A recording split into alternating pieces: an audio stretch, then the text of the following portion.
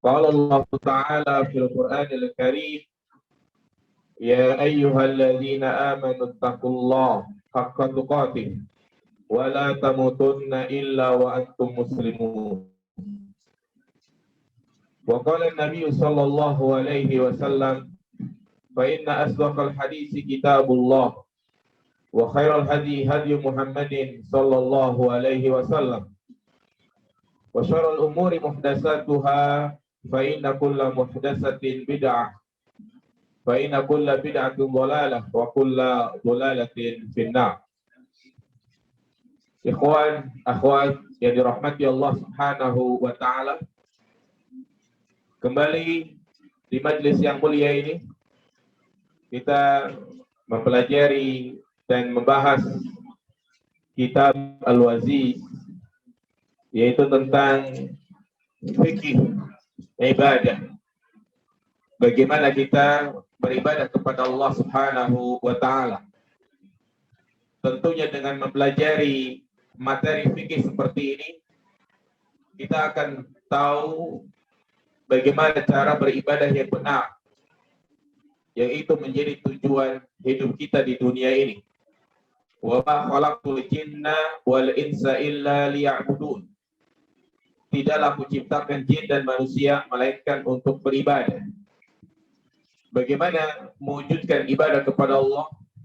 Yaitu dengan ittiba, mengikuti Nabi Shallallahu Alaihi Wasallam, yaitu dengan mempelajari hadis-hadisnya.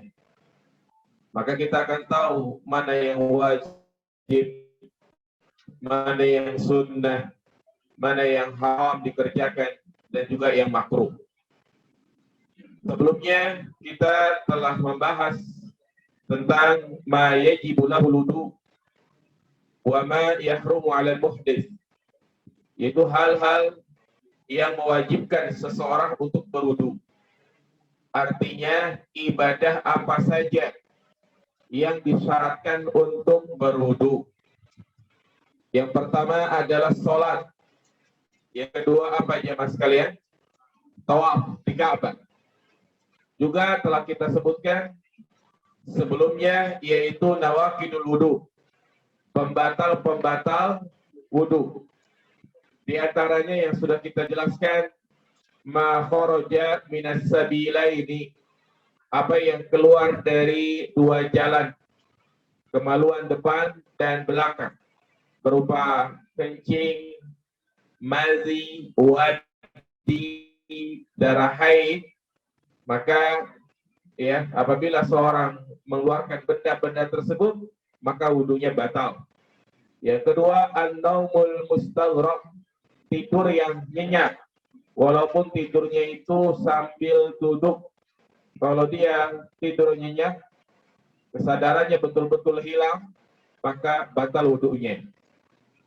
Yang ketiga, zawalul aqli bisukrin aw maradin, yaitu hilang akal karena sebab mabuk atau sakit atau pingsan atau dibius, maka wudunya batal. Kemudian yang keempat, masul farji, menyentuh kemaluan tanpa penghalang dan diiringi dengan syahwat. Adapun menyentuh kemaluan tanpa diiringi dengan syahwat, maka itu tidak membatalkan wudu. Karena Rasulullah mengatakan, hal huwa illa bid'atun minka. Kemaluan itu seperti anggota tubuhmu yang lain. Seperti halnya kita memegang tangan tidak membatalkan wudu, demikian pula memegang kemaluan tidak membatalkan wudu walaupun tanpa penghalang. Yang penting tanpa diiringi dengan syahwat. Kemudian yang kelima, aklul lahmil ibil, makan daging unta. Ya, berikutnya yang terakhir dari pembahasan wudu, sebelum kita membahas tentang masalah mengusap sepatu, ma yustahabbu lahul wudu, apa-apa yang disunahkan baginya untuk berwudu, yaitu ibadah-ibadah ya, atau apa saja yang kita disunahkan untuk berwudu terlebih dahulu. Ya. Dan tentunya dikatakan sunnah ini jika dikerjakan akan mendapatkan pahala, jika ditinggalkan tidak apa-apa. Namun tentunya kita sebagai seorang muslim, ya, ketika ada hadis Nabi baik itu bersifat perintah ataupun anjuran, maka tetaplah kita laksanakan. Ya. Ini prinsip kita dalam beragama jamaah sekalian. Mau sunnah, mau wajib, kapanpun, dimanapun ada kesempatan bagi kita untuk mengerjakannya, maka kerjakan. Kita tidak melihat ibadah tersebut hukumnya wajib ataupun sunnah, tapi yang kita lihat adalah keutamaannya. Semakin banyak amalan sunnah kita kerjakan, maka semakin banyak pahala yang kita dapatkan. Iya, jadi itu prinsipnya jamaah sekalian. Mumpung Allah Subhanahu wa Ta'ala masih memberikan kesempatan kepada kita hidup di dunia, mumpung Allah Subhanahu wa Ta'ala masih memberikan umur panjang, maka luangkan waktu kita untuk mengerjakan ibadah-ibadah yang disyariatkan. Nah, demikian pula apa yang kita akan bahas di sini, hal-hal yang disunahkan untuk berwudu. Yang pertama, zikrullah. Berzikir kepada Allah Subhanahu wa Ta'ala. Ya. Zikrullah, berzikir kepada Allah, ini bersifat umum. Maka ini mencakup zikir yang umum maupun zikir yang khusus. Zikir yang umum, ya, seperti setiap kali kita mengucapkan subhanallah, alhamdulillah, la ilaha illallah, maka ini kita disunahkan untuk berwudu. Zikir yang khusus seperti misalnya zikir pagi dan petang, ya, maka sunnahnya sebelum kita membaca zikir pagi dan petang memiliki wudu terlebih dahulu. Atau juga kita hendak membaca Al-Quran, maka disunahkan untuk berwudu terlebih dahulu. Setelah kita paparkan pada pertemuan yang lalu tentang masalah hukum berwudu untuk membaca Al-Quran, maka pendapat yang kuat adalah sunnah. Ya, jadi apabila kita hendak membaca Al-Quran, baik membacanya lewat mushaf atau juga dengan HP atau juga dengan hafalan, ya, maka disunahkan untuk berwudu. Sebagaimana hadis dari Muhajir bin Kunfud annahu sallama 'ala Nabi sallallahu alaihi wasallam wa huwa yatawadda.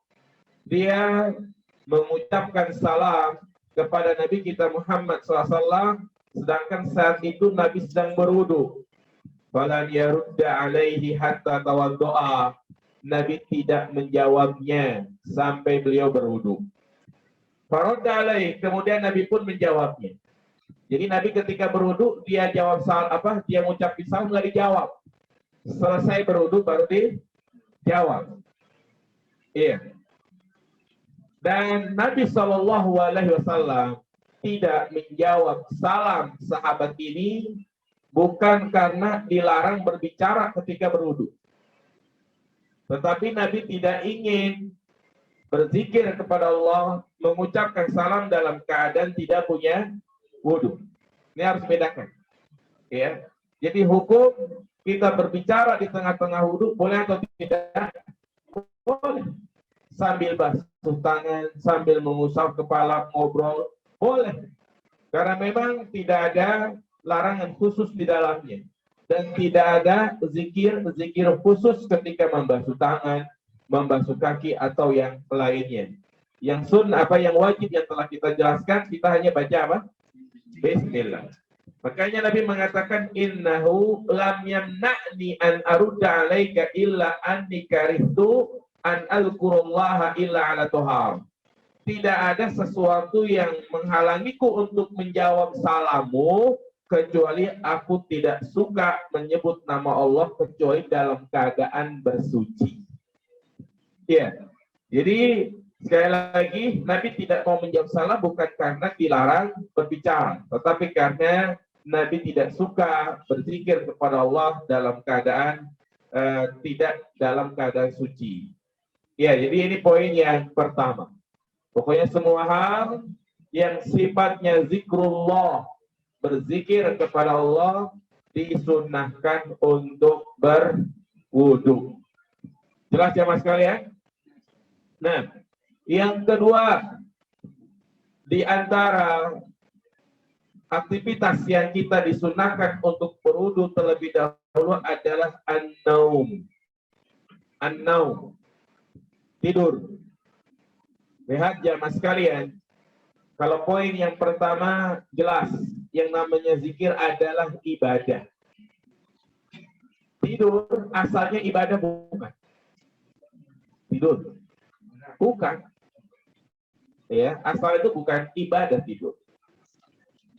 Nah, ya artinya aktivitas biasa.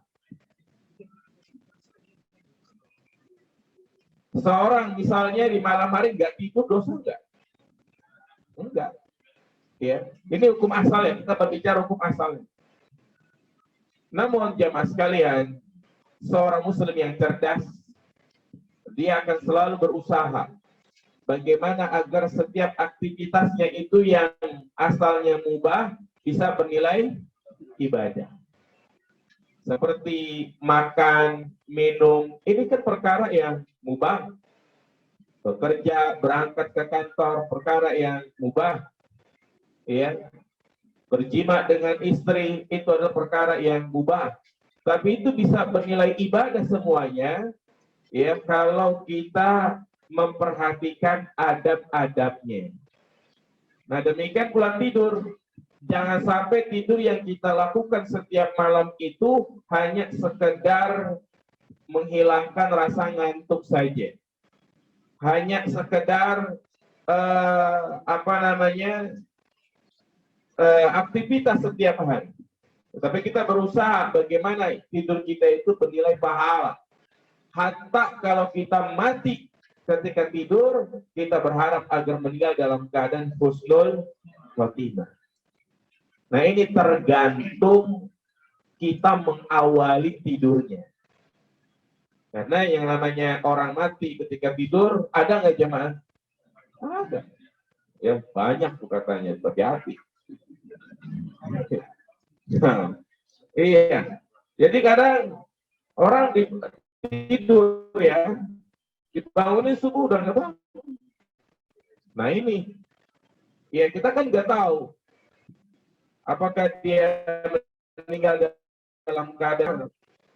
Kalau misalnya Allah Subhanahu wa taala mencabut nyawa kita ketika kita tidur, ya, untuk bisa meninggal dalam keadaan husnul khotimah, yaitu memperhatikan adab-adabnya. Di antara adabnya adalah berwudu. Jadi jangan malas. Jangan ogah-ogahan. Ya, paksakan diri kita sebelum tidur wudu dulu. Kemudian membaca zikir-zikir, membaca doa-doa. Bahkan di antara sunnah sebelum tidur kita membaca surat apa itu? Al-Mulk, Tabarak. Ya, yang keutamaannya orang yang membaca surat Al-Mulk ya setiap malam, maka akan terhindar dari yang namanya azab kubur. Enggak lama jamaah sekali, yang mungkin sekitar 15-20 menit. Ya, dibiasakan. Nah, dan juga membaca doa. Nah, ini doanya yang diajarkan oleh Nabi. An-naumu lima ra'ahul barra bin Azib.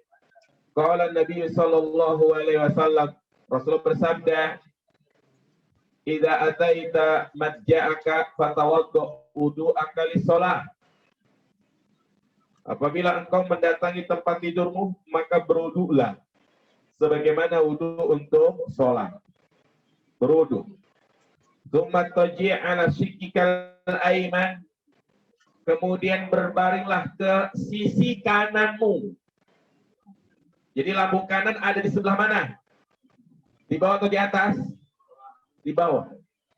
Ya. Jadi disunahkan tidur dengan berbaring di sisi sebelah kanan. Ya, jadi disunahkan juga menghadap ke arah kiblat. Jadi kepala di sono, kaki di sana. Sebelah kanan dia menghadap ke arah kiblat, itu sunnahnya. Ya, tapi juga melihat kondisi ranjang. Kalau ternyata banyak lemari apa segala macam, ya tidak usah dipaksakan. Iya, jadi sunnahnya itu tidur berbaring di sisi sebelah kanan. Kemudian bacalah. Nah, ini doa yang diajarkan untuk kita baca sebelum tidur. Bukan hanya Allahumma amutu wa ahya. Ya, bukan hanya itu. Tetapi ini di antara doanya Allahumma aslamtu nafsi ilaik. Ya Allah, aku serahkan diriku kepadamu. Wajahtu wajhi ilaik. Dan aku hadapkan wajahku kepadamu.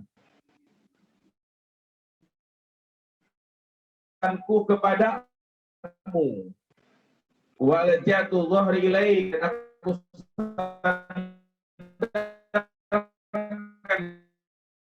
penuh rasa harap dan cemas kepadamu. La malja wa la manja minka illa ilaik. Tidak ada tempat bersandar kecuali kepadamu. Allahumma amantu bi kitabika alladhi anzalta. Ya Allah, aku beriman dengan kitabmu yang engkau turunkan. Wa bi nabiyyika alladhi arsalta. Dan aku beriman kepada nabimu yang telah kau utus. Wa in mutta min lailatika fa anta 'alal fitrah. Jika engkau mati ya di malammu itu, maka engkau berada di atas fitrah. Waj'alhunna akhira ma tatakallamu bihi. Jadikanlah doa ini akhir dari pembicaraan kita. Jadi kalau memang sebelum tidur ya mungkin ngobrol dulu sama istri, mijetin istri dulu gitu ya. Jadi bacanya ini pas kita udah mau tidur. Ya. Jadi atau mungkin dia lihat HP-nya dulu.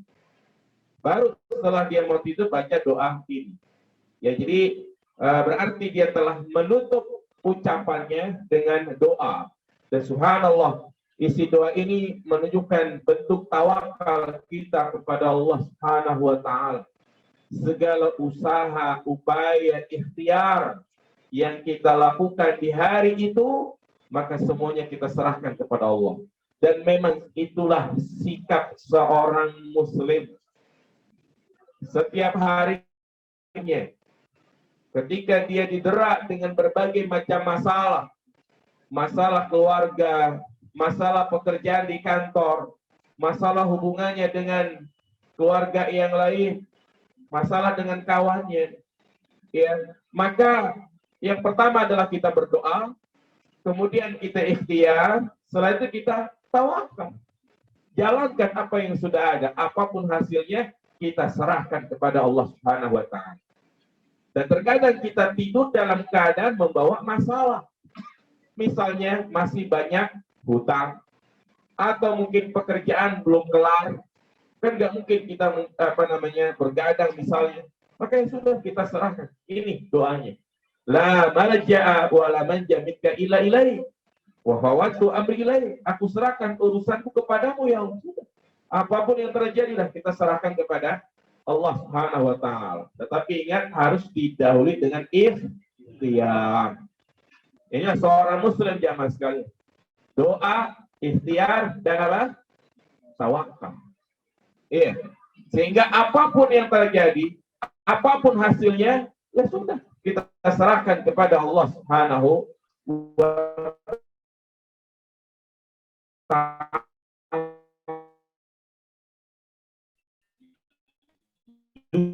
Juga tidak Allah minta kepadamu kabulkanlah doaku. Kalau engkau tidak kabulkan doaku, aku gak bakal sholat. Ya Allah, kabulkanlah doaku ya Allah. Kalau engkau tidak berikan, aku akan maksiat. Ngancam, Allah diancam. Ya, maka Allah tidak butuh dengan semua itu. Justru ketika kita nggak sholat, bermaksiat, yang rugi adalah kita sendiri. Ya. Nah, makanya prinsip kita dalam berdoa jamaah, doa. Jangan menjadikan tujuan utama kita dikabulkan. Nah, kita berharap dikabulkan, tapi itu jangan dijadikan sebagai tujuan utama. Ya. Nah, Rasulullah mengatakan, "Ud'ullaha wa antum muqinuna bil ijabah." Berdoalah kepada Allah dan kau yakin doamu itu diijabah. Tapi ini jangan jadikan suatu hal yang utama. Jadikan doa itu adalah ibadah. Makanya ketika Rasulullah SAW menyampaikan bahwasanya orang yang berdoa tidak akan merugi. Dia akan mendapatkan salah satu dari 3 hal. Yang pertama, imma ayyajila da'watah. Mungkin Allah segera kabulkan doanya. Yang kedua, imma aydakhiraha ila yaumil qiyamah. Yang kedua, mungkin Allah simpen tuh doanya. Dan nanti Allah berikan yang paling baik dari apa yang dia minta. Nanti kapan? Di hari kiamat. Atau yang ketiga, Allah hindarkan darinya mara bahaya yang lebih bahaya lagi. Malapetaka yang lebih berbahaya lagi. Ya, contoh misalnya dia berdoa, ya Allah, ya lancarkanlah usahaku. Ternyata di siang hari semua toko terbakar, toko dia aja yang gak terbakar. Ini mungkin salah satu berkat dari doa dia kepada Allah Subhanahu wa Ta'ala. Makanya ketika mendengar hadis ini, apa kata Umar? Idan nuksir. Kalau gitu, mulai saat ini aku ingin perbanyak doa. Ya. Jadi doa, minta jangan berhenti. Ketika tidak dikabulkan terus, jangan sampai ngancam-ngancam. Ya. Bersyukur kita juga diberikan kesehatan, diberikan tempat tinggal. Ya. Nah, itulah seorang Muslim dalam menghadapi ujian. Kemudian yang keberapa?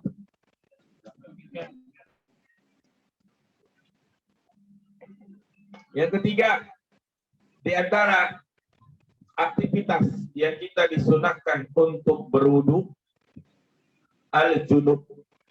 Orang yang dalam keadaan junub apabila dia hendak makan atau minum atau tidur atau hendak mengulang jimaknya. Junub yaitu orang yang dalam keadaan punya hadas besar.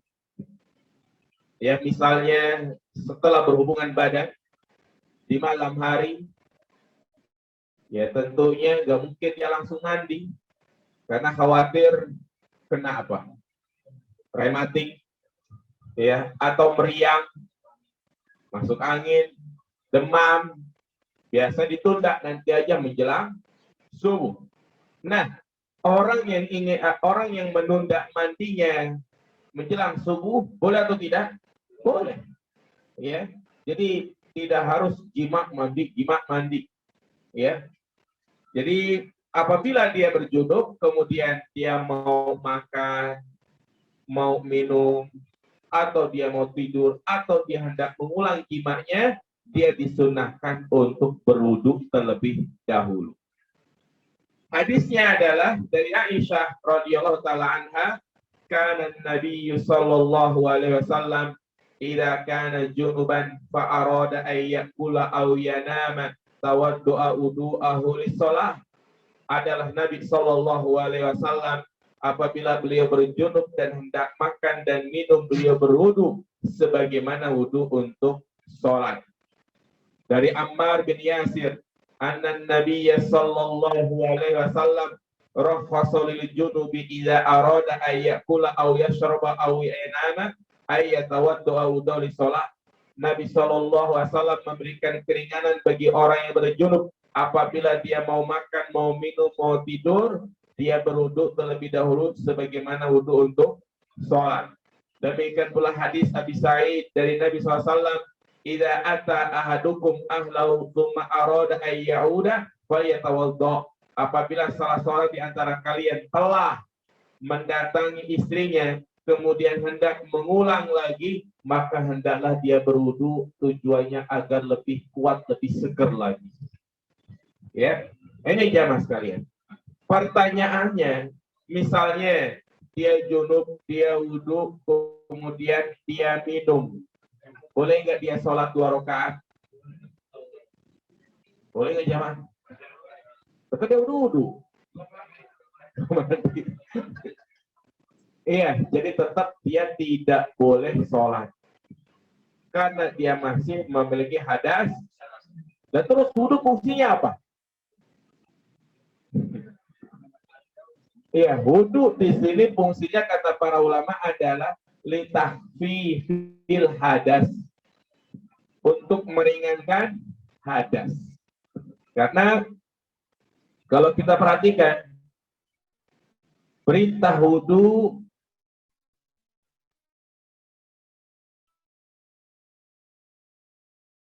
itu untuk mengangkat hadas. Yang kedua fungsinya adalah untuk diperbaharui.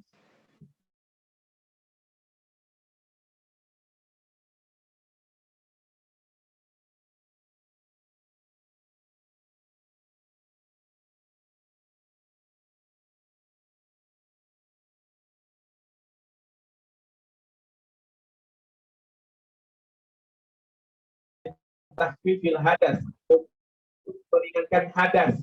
Jadi cuma ngeringanin doang, tidak menghilangkan hadas besar. Ya, dengan wudhunya itu tetap tidak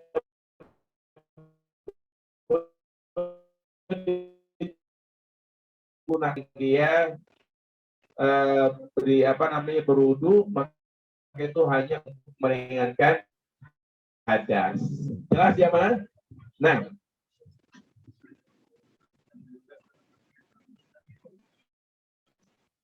ya,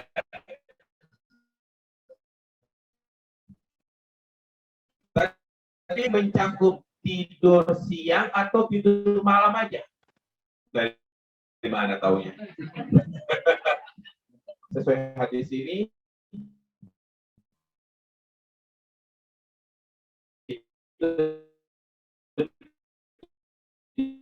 di hari. Ya. Kemudian yang kita mandi mandi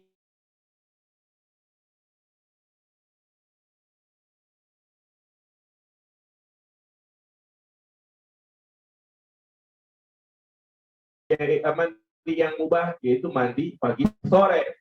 Itu sifatnya mubah. Artinya kalau kita nggak mandi pagi boleh nggak? Boleh. Sore nggak mandi juga boleh? Boleh kalau kuat istrinya. Nah, dan ada juga yang wajib.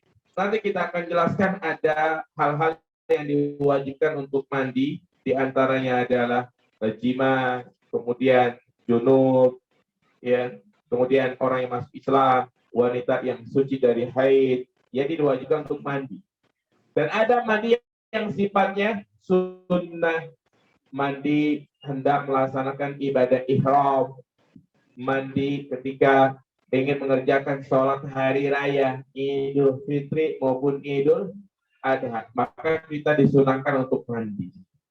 Pada dasarnya mandi yang penting adalah mengguyurkan air ke seluruh badan. Cepat-cepat cukup dia mandi.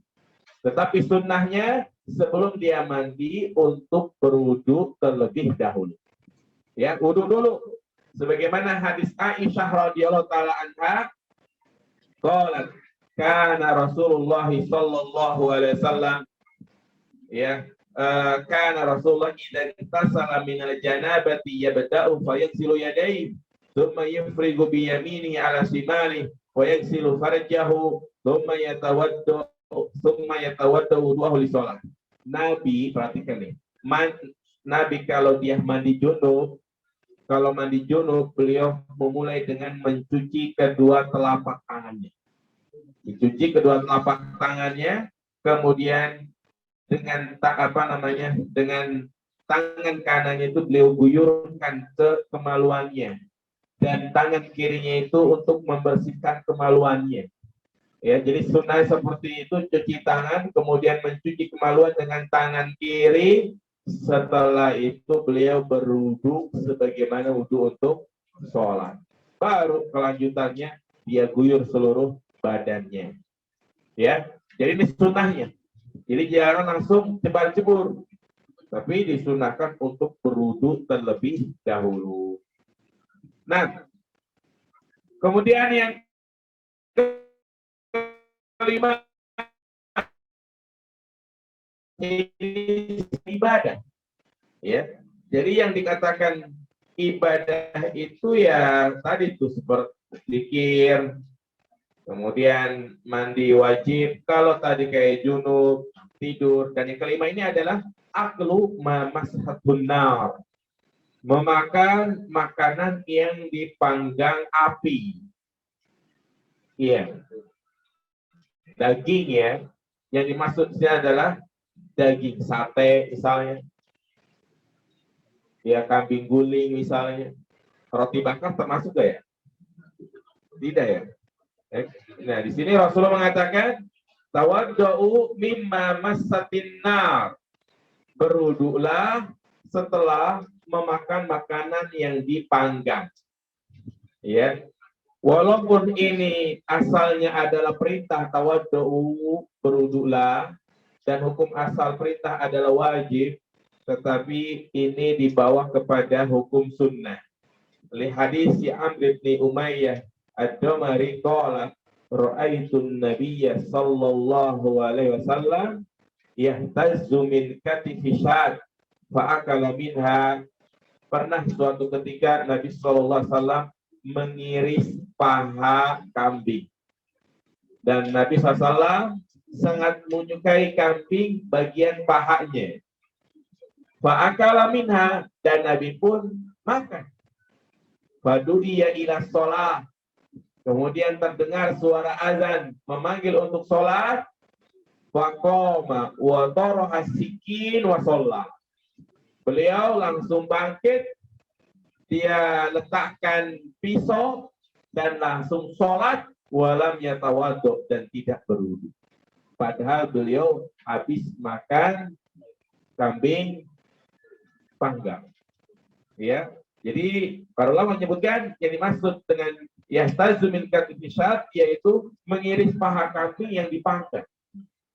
Nah, ini menunjukkan kepada kita bahwasanya hukum berwudu setelah memakan makanan yang dipanggang ini sifatnya sunnah, bukan wajib, karena Nabi juga pernah meninggalkan. Walaupun perintah yang pertama itu hukumnya wajib, tawaddu'u, ini kan hukumnya wajib, perintah.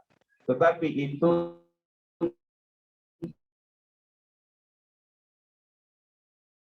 digugurkan kewajibannya karena Nabi pernah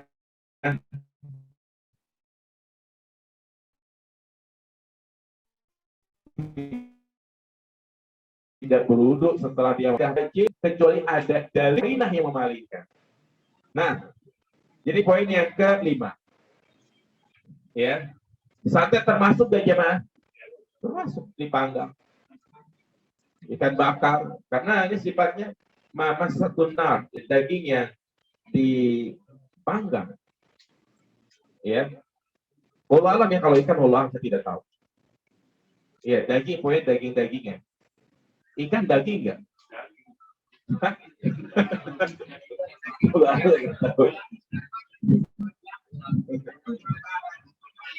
Kalau ke pasar nanya waktu kan, Pak ada daging ikan enggak?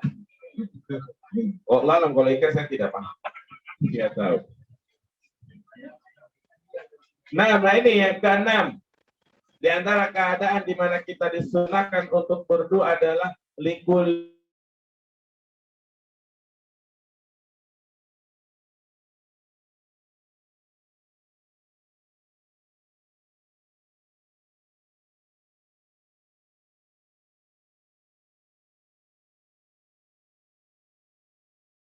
walaupun beliau tidak batal. Falamma kana yaumul fathi tawaddu'a wa masala khufai wa shalla shalawat bi wudu'in wahid. Ketika terjadi Fatu Makkah, beliau berwudu, kemudian mengusap sepatu dan sholat beberapa sholat dengan satu kali wudu. Wa qala lahu Umar, Umar mengatakan kepadanya, ya Rasulullah, innaka fa'alta syai'an lam takun taf'aluhu. Ya Rasulullah, engkau mengerjakan suatu perbuatan yang sebelumnya engkau belum kerjakan. Faqala amdan fa'altu ya Umar. Sengaja aku mengerjakan wahai Umar.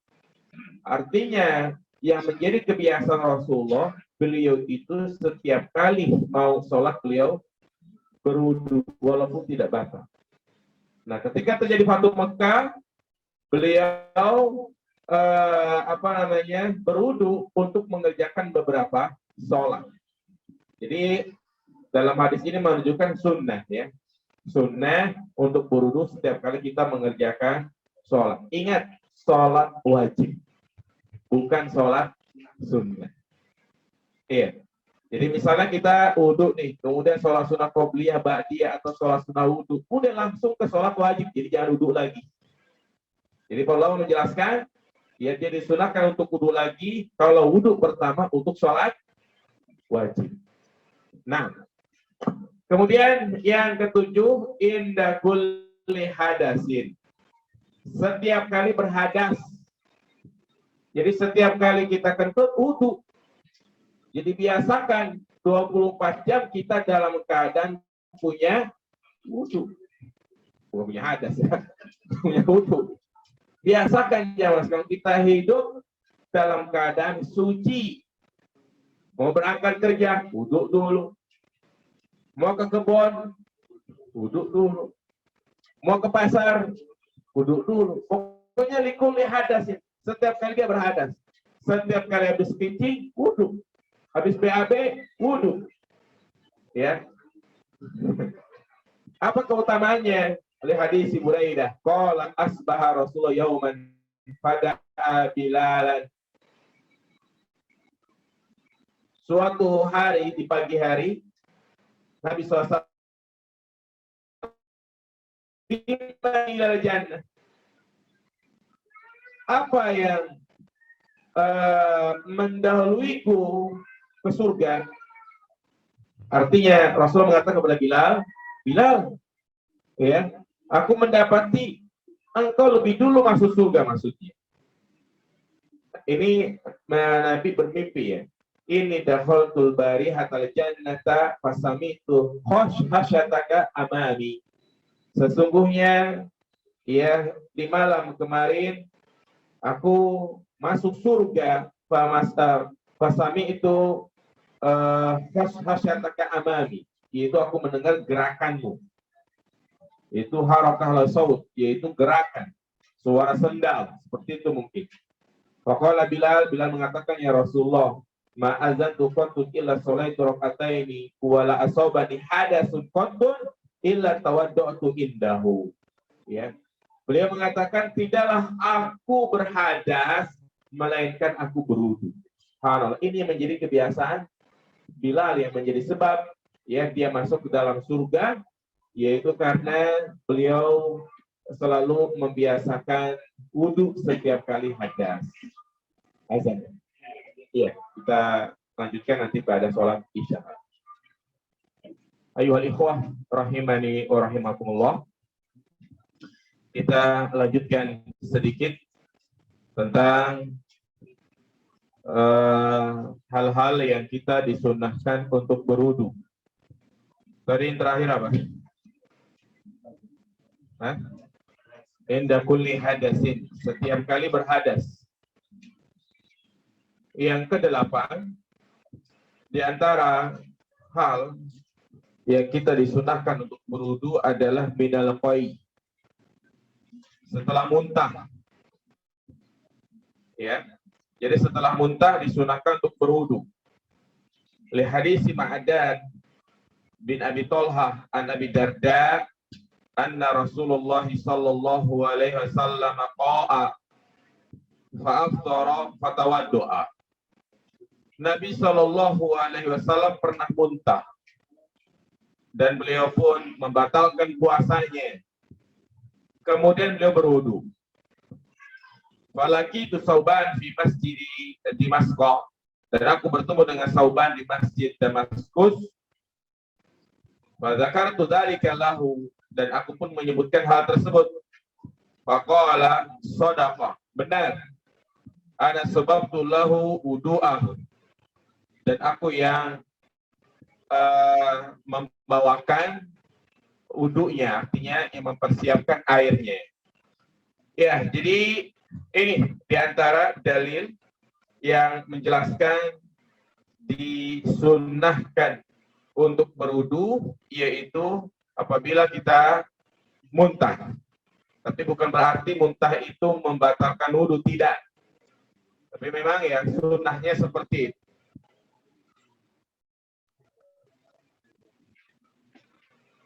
Iya. Kemudian yang terakhir, yang ke-9,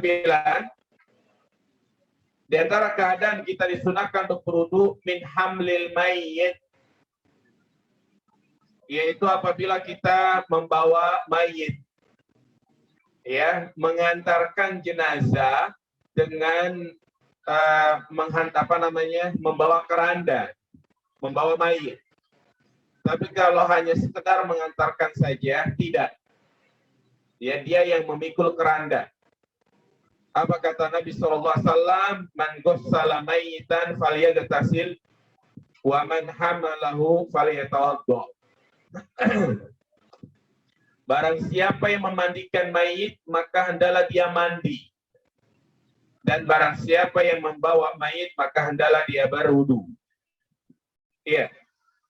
Jadi ini poin yang ke-9. Ya, di antara sunnah bagi orang yang memandikan jenazah, yang dia bersentuhan langsung dengan jenazah, nyabunin, ya, atau mungkin dia nyampoin, dia basuh, dia bilas, maka selesai dia memandikan jenazah, dia disunahkan untuk mandi. Iya. Walaupun secara teks hadis ini adalah perintah, tetapi di sana ada hadis yang lain yang menunjukkan bahwasanya hal tersebut sifatnya hanya sunnah. Nah, ini adabnya jamaah sekalian. Kalau takziah, sekedar takziah tidak. Ya, jadi bukan hanya sekedar cuci muka. Ya, orang kita meyakini kalau selesai menguburkan hanya cuci muka. Ya, biar gak kebayang-bayang katanya. Tidak, yang benar itu adalah berwudu bagi yang membawa keranda jenazah. Ya, itu nanti secara panjang lebar ada bab khusus yang membahas tentang masalah penyelenggaraan jenazah. Ya, penyelenggaraan jenazah. Mulai dari apa yang harus kita lakukan sebelum mayit itu meninggal. Apakah dibacakan surat Yasin, apakah ditalkin, ya, apakah dikipasin, ada adab-adabnya. Kemudian juga setelah dia sakaratul maut, setelah meninggal, apa yang kita lakukan. Kemudian setelah itu tata cara memandikan, ya, kemudian mengkafani, berapa lapis, berapa lembar, tata caranya, berapa ikatannya, kemudian juga mensolati, menguburkan, berapa dalamnya, bagaimana bentuknya, apa yang kita mulai memasukkan jenazahnya, apa kepala dulu, kaki dulu, apa saja doanya, ada ya pembahasan secara panjang lebar dalam Kitabul Janaiz. Ya, maka ikuti terus, istiqomah, sabar, ya, nanti kita akan bahas secara bertahap. Ya. Jadi yang penting adalah sesuai dengan sunnah. Ya, dengan kita mempelajari tata cara seperti itu, maka kita akan paham bahwasanya penyelenggaraan jenazah itu mudah. Enggak sesulit apa yang kita lihat atau yang kita bayangkan. Seperti misalnya di masyarakat kita memandikan itu harus pakai kedebong pisang lah.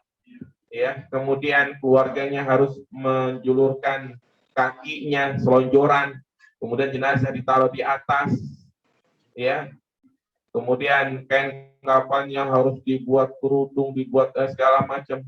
Nah, ternyata yang ada nanti itu sifatnya mudah. Ya, jadi selesai sudah pembahasan berkaitan dengan perkara-perkara yang disunahkan untuk berwudu. Jadi ada berapa poin? Yang pertama, berzikir kepada Allah. Yang kedua, tidur. Yang ketiga, orang yang junub. Yang keempat, sebelum mandi wajib atau sunnah. Yang kelima, setelah makanan yang dibakar. Yang keenam, sekali tidak sholat. Sholat apa di sini? Wajib. Yang ketujuh, sekali berhadas. Kedelapan, setelah muntah. 9, iya. 10, iya. Pembahasan berikutnya panjang berkaitan dengan mengusap sepatu. Nanti insya Allah pertemuan yang akan datang kita akan bahas ya, di mana kita diberikan kemudahan tatkala kita pergi kemana-mana. Mungkin kita pergi ke Tanah Abang misalnya pakai sepatu, sudah tiba waktu sholat ternyata Allah berikan rukhsah ketika berwudu nggak perlu melepas sepatu, jadi cukup mengusap bagian atasnya saja. Nanti ada ketentuan-ketentuannya. Nah, ya, yang ada pertanyaan silakan ditulis pertanyaannya. Gimana? Assalamualaikum warahmatullahi wabarakatuh. Salam. Sebelum mandi wajib, sudah tahu yang disebut mandi yang disebut kebaik tadi. Kan kita harus sehari mandi 2 kali. 2 kali. Apa itu mesti harus wudu sesudah karena sudah kita buka pakaian, wudu apa sebelum buka pakaian? Kalau mandi biasa, ya. Kalau mandi biasa mah tidak disunahkan untuk wudu. Iya, jadi pagi sore, ya kalau pagi sore itu tidak disunahkan untuk berwudu. Jadi wudunya kalau kita mau sholat saja, atau selesai mandi juga boleh untuk apa? Berwudu. Tapi kalau mandi wajib, mandi sunnah itu dia sebelum wudunya kapan? Sebelum mandi. Jelas Pak? Ya, jelas. Nah. Masalah doa ini itu tadi.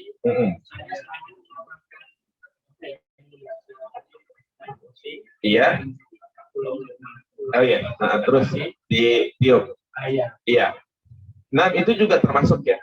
Jadi emang zikir-zikir sebelum tidur itu banyak. Nah, nanti pulang tambahin lagi Pak yang doa ini. Iya. Dapat belum pada? Kembali dulu ya. Gampang ya. Iya. Nah.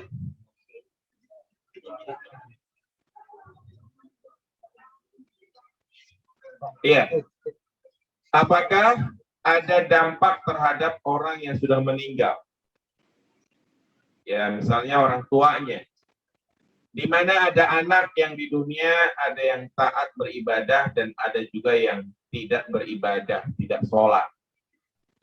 Iya, maka ini tergantung orang tuanya ketika dia masih hidup. Kalau orang tuanya tidak ada upaya untuk mengajarkan, mengajak, menyuruh, maka ini orang tuanya bisa menyebabkan disiksa karena sebab anaknya tersebut.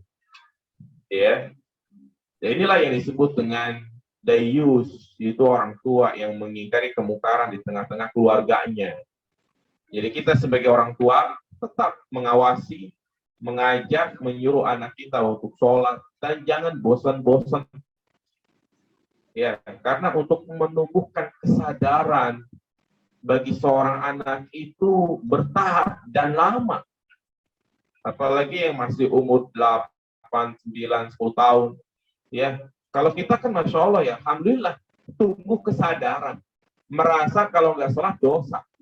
Kalau anak-anak umur 8, 9, 10 tahun, kalau nggak disuruh pada sholat nggak? Enggak. Ya inilah sebagai orang tua untuk terus mendidik, bersabar. Baik kalau sudah usia 10 tahun, makanya Nabi kan menyuruh sejak usia 7 tahun, terus berlanjut sampai balik. Jangan bosan bangunin anak, jangan bosan nyuruh anak. Ya, kalau usia 10 tahun nggak mau sholat juga diapain? Pukul. Nah itulah pendidikan. Ya kalau misalnya anaknya itu sejak kecil nggak diajarin sholat, nggak diajarin ngaji, cuman peripat bahasa Inggris tok. Ya, orang tuanya meninggal, dosa. Ya, dosa karena dia tidak mendidik anaknya. Nah kalau kita sudah didik, sudah ajarin, anaknya makin menjadi-jadi, makin bengal, ya udah. di luar tanggung jawab kita sebagai orang tua. Ya, karena kita sudah berupaya.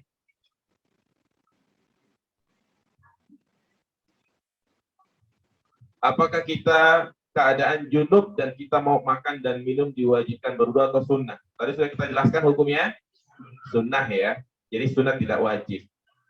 Bagaimana bertayamum yang benar? Nanti akan ada pembahasannya tentang tata cara tayamum. Intinya dia baca bismillah, kemudian dia tepukkan telapak tangannya ke tembok atau ke bagian yang ada debunya.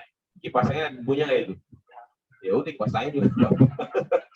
Pokoknya dia tepukkan, kemudian dia tiup, kemudian dia usapkan ke wajah, ya, kemudian ke tangan kanan sampai pergelangan, tangan kiri sampai pergelangan. Selesai. Gampang nggak? Ada 1 menit? Nggak ada. Ya. Nah, jadi itu tata cara tayamum.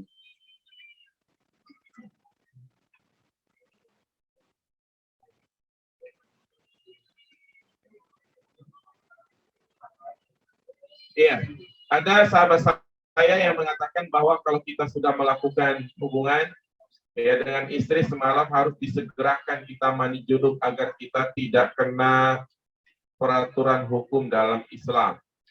Seperti begitu kita bangun tidur.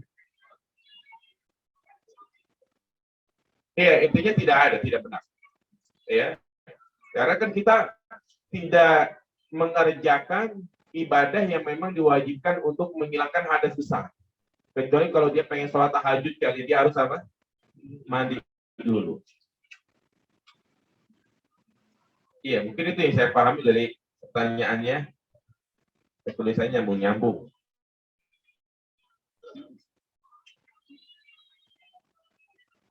Mandi wajib, mandi junub wajibkah pakai sampo? Enggak wajib. Yang penting air itu masuk ke kepala. Enggak pakai nyampuk juga enggak apa-apa. Orang dulu pakai apa? Pakai merang. Tahu merang ya, Pak? Iya. Orang tahu nggak yang anak sekarang merang itu apa?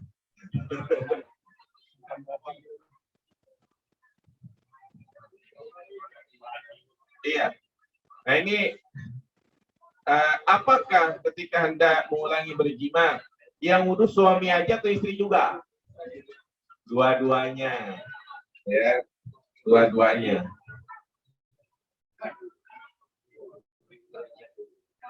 Bagaimana tata cara menggabung sholat wudhu, sholat tahiyatul masjid, sholat qobliyah? Kalau waktunya panjang, ngapain digabung? Kalau waktunya panjang, kerjakan satu-satu. Ya, menggabung sholat dalam satu sholat ini hanya pada keadaan tertentu saja. Bahkan saya baca risalah menggabung sholat itu tidak ada di zaman Nabi, karena tidak pernah dinukil satupun Nabi menggabung 3 sholat dalam satu sholat. Tapi ada juga yang membolehkan. Iya, artinya mereka yang membolehkan itu dalam keadaan waktunya sangat sempit. Misalnya kita ke masjid 5 menit lagi komat, kan nggak mungkin kita kerjakan 2 sholat, hanya 1 sholat. Di situ kita boleh menggabung niat. Ya udah, yang penting kita niat menggabung sholat wudhu, sholat tahiyatul masjid, sholat qobliyah. Usulnya bagaimana? Udah nggak pakai usulnya. Ya, langsung aja. Mudah. Bingung. Iya. Yang dimaksud dengan menggabung niat, ya udah niat aja yang digabung. Sholat prakteknya sama aja. Yang namanya ruku ya 1 kali. Jangan sampai sholatnya niatnya 3 kali, rukunya 3 kali. Ini beda nih. Ya, bolehkah kita memetik buah atau mengambil buah di tanah pasos di pinggir kali? Boleh nggak nih jamaah sekalian? Kembali kepada adat istiadat, artinya kebiasaan masyarakat kita. Iya, Kalau memang itu tanah tersebut memang boleh untuk ditanamkan pepohonan dan kita tanam, boleh, nggak masalah. Ya, kecuali kalau itu adalah tanah memang nggak boleh ditanemin. Dan juga tentunya yang mengambil buah adalah yang nanam. Jangan kita yang nggak nanam ambil buah orang gitu ya. Jangan kabongan tanah pasos makin metik aja gitu ya. Jangan. Ya, jadi tetap kalau dia tumbuh sendiri nggak apa-apa, boleh. Kalau tumbuh sendiri, ya pastinya kan kalau ada pagar-pagarnya udah pasti itu ditanemin gitu. Boleh, tidak masalah. Ya, tanah pasos seperti yang di belakang gitu kan. Justru dimanfaatkan untuk nanam daun kelor lah, daun katuk, ya, cabai. Ya, jadi tidak mengapa diperbolehkan, manfaatkan. Karena sekarang kalau saya tanya, ya, yang berwenang di sini RT RW ngelarang nggak? Enggak.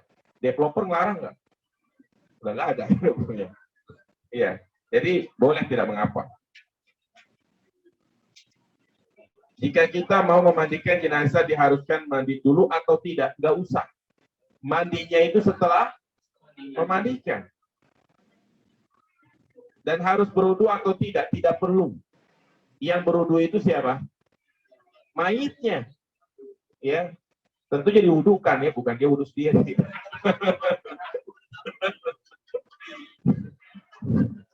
Diwudukan. Nanti apa-apa kita segerakan tuh pembahasan jenazah ya. Kalau bisa itu dibuat istilahnya kayak daurah biar waktunya lebih lama.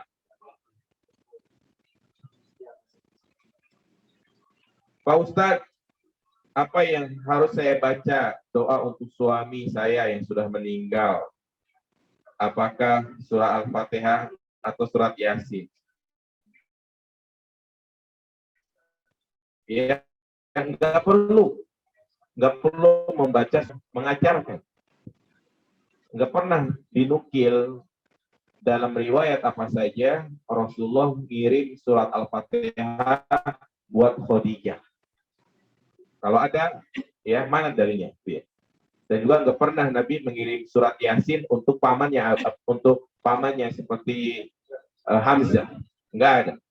Terus gimana doanya? Ya udah, kita doakan secara umum, Allahumma fillahu warhamhu wa'afi wa'fu anhu. Kalau nggak apa, udah pakai bahasa Indonesia. Ya Allah, ampunilah suamiku, luaskanlah alam kuburnya, limpahkanlah rahmat kepadanya, terimalah amal ibadahnya. Seperti itu, jamaah sekalian.